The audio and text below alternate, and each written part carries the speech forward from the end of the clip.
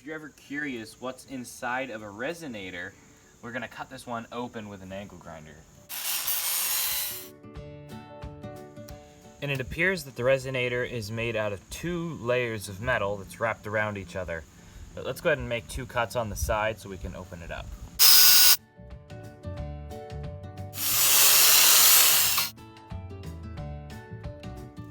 And we'll pull this one apart. That's pretty interesting how it uses fiberglass as the resonant blocking material. We'll open up the other side.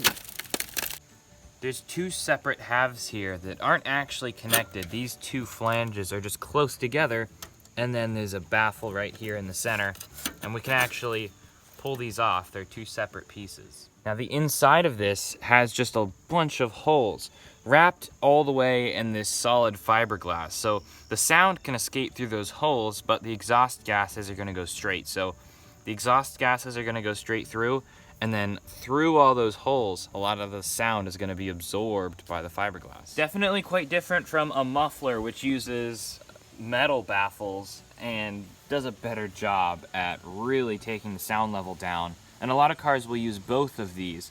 In this case, these both came from the same car. First you have the resonator, and then the muffler. We'll turn the car on with just the resonator installed.